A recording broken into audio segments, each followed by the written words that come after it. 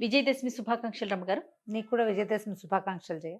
Suman TV ప్రేక్షకులందరికీ విజయదశమి శుభాకాంక్షలు. మరి దశమి యొక్క విశిష్టత, ఆ రోజు పూజా విధానం, అనుసరించాల్సిన విధి విధానాలు ముఖ్యంగా అవి ఒకసారి మాట్లాడుకుందామండి. నవరాత్రి పూజా విధానం 9వ రోజు రాత్రితోటి అయిపోతుంది. అయితే ఈసారి రాత్రి కాకుండా 9 పగలతోటి అయిపోయి ఆవాళ సాయంకాలమే దశమి వస్తుంది కాబోలు. ఈ సంవత్సరం పండగలన్నీ ఇలాగే చిన్న కన్ఫ్యూషన్తో చేయాలా వద్దో వెళ్ళిన ఈ రోజు ఆ రోజు అనుకుంటూ ఉంటున్నాం. అలాగే ఉంటున్నాం. ఏ రోజైనా విజయదశమి నాడు చేయవలసిన విధి విధానాలు. విజయదశమి నాటి సాయంకాలం అమ్మవారిని అర్చించిన వాళ్ళకి ఇహపరాధులు అద్భుతంగా ఉంటాయట.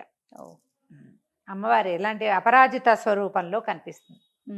మనం మామూలుగా చెప్పుకునే నవరాత్రి పూజా విధానంతో పాటుగా దేవి భాగవతంలో విశేషంగా ఏం చెప్తారంటే 9-10 రోజుల పాటు జరిగిన 9 రోజుల పాటు జరిగిన యుద్ధంలో 9వ నాడు అమ్మవారు 9వ నాటి రాత్రి మహిషాసుర మర్దినిగా అవతరించి మహిషుణ్ణి చంపింది.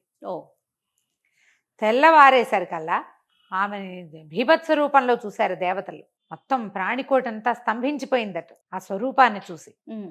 ఆ మహిషుడు పరిగెత్తాడు ఆమెకు అందకుండా. దుర్గా స్వరూపంలో వెంబడబడింది, అందటం లేదు, తిరగబడిపోతున్నాడు. అయితే ఇవిడు ఏం చేసింది, వాడు పరిగెడుతుంటే వాడు వెనకాల పరిగెడుతూ 18 చేతులతోటి అతని వెనకాల పరిగెత్తి, దుర్గకి 18 చేతులు చెప్పరు, 8 చేతులతోటే ఉంది ఆవిడ. తర్వాత స్వరూపమైన మహిషాసురమర్దిని స్వరూపం 18 చేతులు, అష్టాదశ బాహువులతోటి అన్ని శక్తులు కేంద్రీకృతం చేసి మహిషుణ్ణి సంహరించింది. అయితే ఈ అమ్మవారిని ఇలాంటి స్వరూపం రావడానికి కారణం ఆమె ఈ దేవతలందరి దగ్గర ఉన్న శక్తులని స్వీకరించిందట. ఒక్కొక్కళ్ళ దగ్గర నుంచి ఒక్కొక్కటి బ్రాహ్మి, మహేశ్వరి, వైష్ణవి, కౌమారి, వారాహి, నారసింహి, ఐంద్రి, ఇన్ని స్వరూపాలని తీసుకుంది. వీళ్ళందరి దగ్గర నుంచి శక్తులు తీసుకుని ఆ అన్ని శక్తులు సమకూర్చుకుంటే కానీ మనం దేని మీదైనా పూర్తి విజయం సాధించాలంటే, ఒక చెడుని పూర్తిగా జయించాలంటే ఏకీకృత శక్తి విధానంతో కుదురుతుంది. అది చూపిస్తారు ఇక్కడ ఈ పండగ సందర్భంలో. ఆమె మహోగ్ర రూపాన్ని చూసి ప్రాణ చిక్కోటంతా బెదిరిపోయిందట. దేవతలు నిశ్చేష్టులైపోయారు. అలాంటి స్వరూపాన్ని ఎప్పుడు చూసుండల. తనని చూసి బెదిరిన ప్రాణికోటిని, దేవతా మండలి అందరినీ చూసి ఆమె పరమశాంతమూర్తిగా వాళ్ళకి దర్శనమిచ్చింది. ఆ దర్శనమిచ్చిన స్వరూపమే అపరాజిత స్వరూపం. ముందు ఎట్లా కనపడుతోంది, నాలుగు చాచి వాడి శిరస్సు ఖండించి ఓ శిరస్సు పట్టుకుని ఇన్ని చేతులతోటి మొత్తం అన్ని ఆయుధాలు ప్రయోగ భంగిమలో ఉన్నాయి. అన్నీ పోయి స్థిమిత శాంత స్వరూపంతో పాశాంకుశాలు పట్టుకుని చక్కగా స్థిమితంగా నీకేం కావాలో నేను అది ఇస్తాను, ఏదైనా నన్ను అడగచ్చు. అంతకుముందు ఆమెను చూసి భయం వేసింది కదా, ఆ భయాన్ని పోగొట్టింది. అపరాజిత అంటే అస్సలు పరాజయమే ఎరుగని తల్లి ఆ స్వరూపంలో కనిపించింది. ఆమెను చూసిన వాళ్ళకి ఇక పరాజయమే ఉండదు, అంతే. ఈ రోజున మనం ఎన్ని రకాలు చేస్తామో, ఈ రోజునే పాండవులు తమ తాలూకు ఆయుధాలని స్వీకరించారు, అజ్ఞాతవాసాన్ని విడిచిపెట్టారు ఈ రోజున. తర్వాత రాముల వారు ఈ రోజునే యుద్ధానికి ప్రారంభం చేశాడు. ఎన్ని రకాల కథలో చెప్పబడతాయి దీని మీద. ఇప్పుడు ఇలాంటి అత్యద్భుతమైన రోజున ఇది ఏమిటంటే దీన్ని విజయ దశమిగా చెప్తారు. ఈ రోజున ఏ పని మొదలు పెట్టినా మన పని అయిపోతుంది, పని శాంతంగా అవుతుంది, పూర్తిగా అవుతుంది, సక్సెస్ఫుల్గా అవటం కోసం పాతకాలంలో క్షత్రియులంతా కూడా ఈ రోజును విశేషంగా భావించి సీమోల్లంఘన చేసేవారు. అంటే యుద్ధానికి సన్నద్ధమయ్యే వాళ్ళంతా కూడా 9 రోజులు అర్చన చేసి 10వ నాడు అపరాజిత అర్చన చేసిన తర్వాత సీమోల్లంఘనం అంటే ఇప్పుడు మనం ఏం చేస్తున్నాం, ఊరి మొగదలకు వెళ్ళి రావాలని చెప్తారు. తెలంగాణ అంతా కూడా ఊరు బయటికి వెళ్ళి రావాలంటారు. ఊరు బయటికి వెళ్ళి రావటం ఇది సీమోల్లంఘనం చేయటం. అంటే ఆ రోజున ఊరు దాటేవాళ్ళు. ఈ 10వ నాడు ఊరు దాటిన వాడికి వాడు ఏ పని మీద వెళ్ళాడో ఆ పని అయిపోతుంది, అమ్మవారు సాధించినట్టుగా సాధించేస్తాడు అతను. అందుకని మన వాళ్ళు ఏం చేస్తారు, పొలిమేరలు చూసి రావాలని పొలిమేర దాకా వెళ్ళొస్తారు. ఒట్టిగా పొలిమేర చూసి రావడం కాదు, ఆ రోజుల్లో చేసిన విధానం అది. అలాగే ఈ రోజున శమి వృక్షానికి పూజ చేస్తారు. అవును, మనం కూడా చేసుకుంటాం కదా. తెలంగాణ అంతా బంగారం బంగారం అని ఈ శమి వృక్ష ఆకులన్నీ తెంచిస్తారు. అయితే ఈ పాండవులు శమీ వృక్షం మీదే తమ ఆయుధాలు ఆయుధాలు దాచిపెట్టారని, ఈ శమైతే పాపం శమీ శత్రు వినాశిని అర్జునస్య ధనుర్ధారి రామస్య ప్రియదర్శిని ప్రియవాదిని అని కూడా చెప్తారు కొన్ని చోట్ల. అంటే రాముడు కూడా శమీ పూజ చేశాడని. అంటే ఈ శమీ పూజ నిన్న మొన్న మొదలైంది కాదు, యుగాల నుంచి ఉంది. కృతయుగ నాడు త్రేతాయుగ నాడు రాముల వారు చేశారంటే ముందు యుగంలో ఉంది కాబట్టి త్రేతాయుగంలో చేశారు. అంతే అంతే. ఈ శమీ వృక్షము అప్పట్లో ఏం చేసేవారట, శమీ మీకు నేల ఎక్కడైతే ఉందో దాని మొగదలలో మట్టి తీసుకునేవారట. ఆ మట్టికి మహాబలం కలిగించే మట్టి అని అది. మన వాళ్ళు క్రమంగా ఇక్కడ ఆకులు తుంచడం దాన్నే పంచుకోవటం అనేది వచ్చింది. అది తీసి ఇట్లా మొన్నెత్తికి అద్దుకోవాలన్నమాట. మనం పుట్టమట్టి తెచ్చుకుంటాం చూడు, అట్లా శమీ వృక్షపు మూలపు మట్టి తెచ్చుకోవాలి. పాత రోజుల్లో అట్లా చేసేవాళ్ళు. క్రమంగా పద్ధతులు మారిపోతూ ఉంటాయి. ఈ శమీ వృక్షాన్ని పూజించడం కూడా ఈ రోజున చెప్పబడుతుంది. మనం 9 రోజులు అర్చన చేసుకున్న వాళ్ళు అమ్మవారిని సాగనంపేసి పీఠం ఎత్తేస్తారు. ఒకవేళ మనం విడిగా మనం పెట్టుకుని చేసుకుంటున్నారు కదా కొంతమంది, అఖండం పెట్టుకునే వాళ్ళు కూడా 9వ రోజు తర్వాత 9 నవమి పూజలు అయిన తర్వాత ఇంకా అఖండాన్ని మనం సముదాయించక్కర్లేదు. వెళ్ళిపోతానంటే అఖండ దేవత వెళ్ళిపోనివ్వచ్చు, మనం వదిలేసేయచ్చు దాన్ని. అక్కడి నుంచి ఒక పీట పెట్టుకుని విడిగా అమ్మవారిని పెట్టుకుని చేసుకుంటున్నాం అనుకోండి. నవమి పూజలు అయిన తర్వాత ఉద్యాపన చెప్పేసి అమ్మవారిని పీఠం కదిపేసి సవరి చేసుకోవచ్చు.